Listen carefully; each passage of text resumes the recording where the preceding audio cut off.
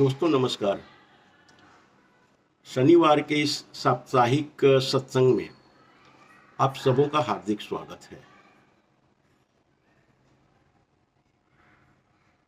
आज के इस वीडियो में गीता में एक बहुत ही चर्चित श्लोक है और बड़ा ही मार्मिक और प्रेरणादायी है, उसकी चर्चा करने जा रहे हैं। ये गीता के चैप्टर 2 का श्लोक संख्या 48 है, 2.48, जहां भगवान कृष्ण जीवन में समत्व की बात कर रहे हैं। अंग्रेजी में इसे कॉन्सेप्ट ऑफ इक्वानिमिटी कहते हैं। समत्व क्या है? साधारण तौर पे देखें तो इसे समान भाव आप कह सकते हैं। दुख में भी वही भाव जो सुख में। यदि लक्ष्य की प्राप्ति हो जाए तो भी वही भाव जो लक्ष्य की प्राप्ति करने में न हो। सफलता और असफलता में मन में समत्व का भाव रहे, मन में समता का भाव रहे। भगवान कृष्ण इस समता के योग को, इस समता के भाव को ही योग कह रहे हैं। योग आसन प्राणायाम का केवल नाम नहीं है, ये आपके मन में समत्व के भाव के रूप में परिणित होता है। अब अक्सर हम लोग असफलता में विचलित हो जाते हैं और सफलता का गुणगान करने लगते हैं। कृष्ण कह रहे हैं कि ये स्थिति ठीक नहीं है। दुख में भी वही भाव हो जो सुख में हो, सफलता में भी वही भाव हो जो असफलता में हो। और जब आप इस तरह का मन या वैचारिक आपके जीवन में ज्ञान हो जाता है तो उसे समत्व कहते हैं, उसे इक्वानिमिटी कहते हैं, और यही योग है। श्लोक कुछ इस तरह का है। योगस्थः कुरु कर्माणि संगम त्यक्त्वा धनंजय सिद्ध्य सिद्ध्यो समो भूत्वा समत्वम योगमुच्यते। कह रहे हैं आसक्ति रहित कर्म करो और उसमें निष्ठ रहो। यदि कर्म में सिद्धि मिलती है, सफलता मिलती है तो ही ठीक है, और यदि कर्म में असफलता मिलती है तो भी ठीक है। ये समत्व का भाव ही योग है। समत्व योगम उच्यते। ये समत्व का भावना ही योग है। अंग्रेजी में एक प्रसिद्ध कहावत है, failure is not an opposite of success, it is a part of success.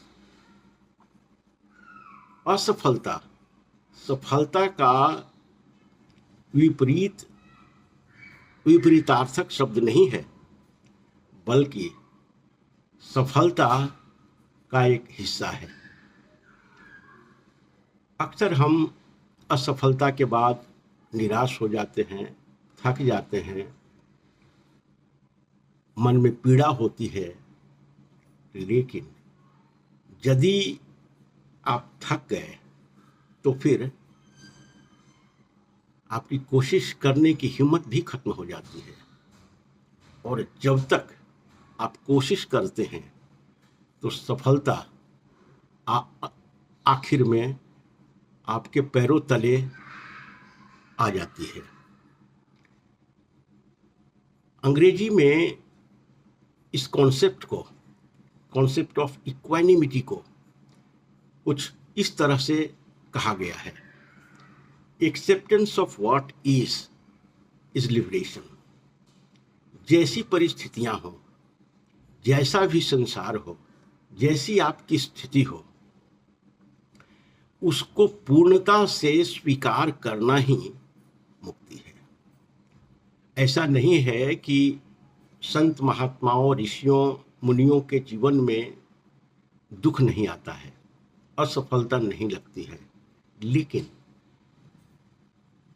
वो अपनी असफलताओं पे, वो अपनी असिद्धियों पे से घबराते नहीं हैं, बल्कि वो समझते हैं कि सफलता होने का एक ये हिस्सा है और आखिर में उनको सफलता मिलती है। आम आदमी और एक तपस्वी और मुनि में यही फर्क होता है। मुनि के जीवन में समत्व होता है, आप उसको प्रशंसा करें, उसकी निंदा करें, उससे वो घबराता नहीं है और न ही प्रशंसा में वो खुश होता है। वो दोनों परिस्थितियों में अपने आप को समत्व भाव में रखता है, अपने आप को समता की स्थिति में रखता है और यही समत्व का भाव प्रेरणा देती है उसे आगे कोशिश करने की। और जहाँ कोशिश होती है वहाँ आखिरकार जीत भी है। गीता का ये श्लोक आम लोगों के लिए आम जीवन में बड़ा ही प्रेरणादायी और आगे बढ़ने का ऊर्जा पैदा करने वाला श्लोक है। समत्व का भाव यदि जीवन में डेवलप हो तो आदमी अपने जीवन को पूर्णता में देखता है,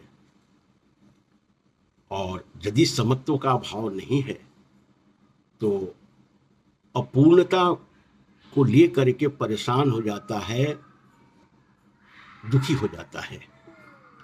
कृष्ण इस स्थिति से हम लोग को आगाह करते हैं और समत्व के भाव से, समता के भाव से जीवन जीने की प्रेरणा देते हैं। Thank you so much for watching the video. Thank you.